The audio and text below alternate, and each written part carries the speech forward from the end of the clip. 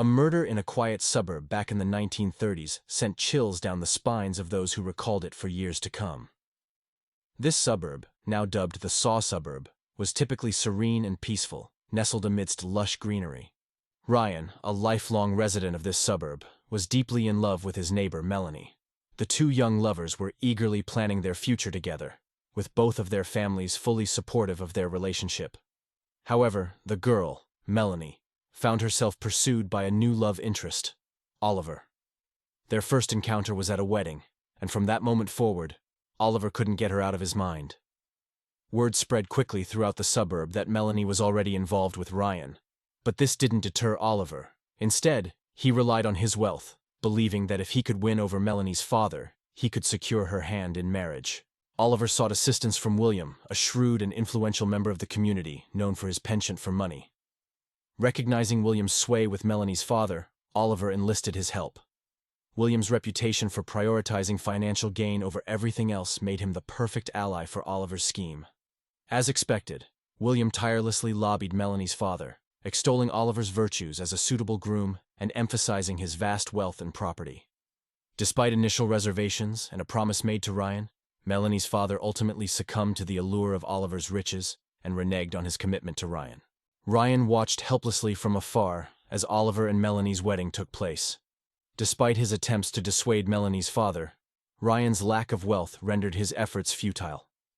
The next day, he encountered William, the instigator of these events, outside the Suburbs cafe and launched an attack. Consumed by anger, Ryan was determined to unleash his fury. However, the bystanders intervened and shielded William from harm. No one dared to challenge someone so closely associated with the affluent elite of the suburb.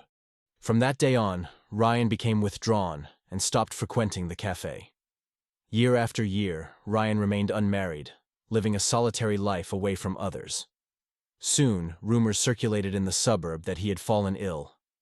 Despite seeking treatment in the city, Ryan's condition deteriorated with time. The news of his declining health reached the ears of William, with villagers urging him to reconcile with Ryan before it was too late. However, William remained indifferent to their pleas.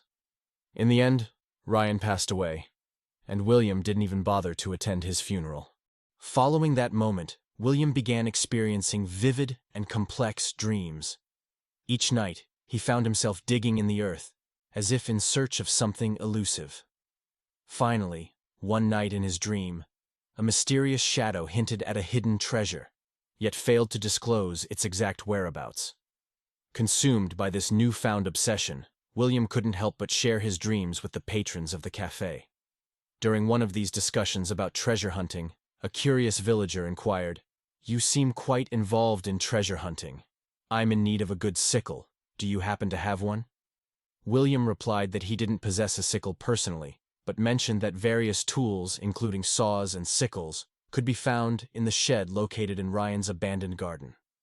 He admitted to acquiring some tools for his treasure hunts from there, as Ryan's house had remained vacant since his passing, and nobody had yet claimed his belongings. William refused to abandon his quest for treasure. Occasionally, he ventured out to dig in locations he believed held potential, yet yielded no results. "I wish the figure in my dream had disclosed the treasure's whereabouts," he lamented, haunted by vague silhouettes and elusive images that felt oddly familiar, but remained frustratingly unclear.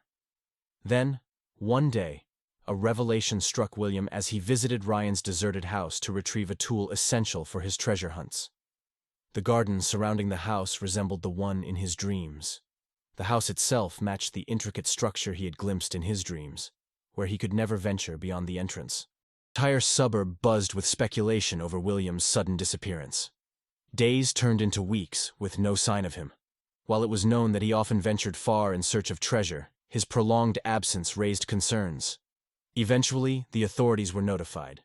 After an extensive search, William's lifeless body was discovered in Ryan's abandoned house.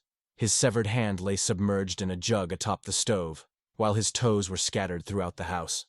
Shockingly, one of his ears was affixed to the base of a dried flower near the window. At William's funeral, mourners murmured in hushed tones about the horrifying nature of his murder, expressing disbelief that he had enemies or deserved such a fate. After the burial concluded and the villagers dispersed, Their gaze lingered on Ryan's grave at the edge of the cemetery. There, amidst the overgrown grass and collapsed soil, a patch of fresh earth stood out as if recently disturbed. Beside the grave lay the saw that Ryan had once stored in the shed of his house, now an ominous reminder of the unsettling events that had unfolded. If you enjoyed this video, don't forget to subscribe to our channel for similar content.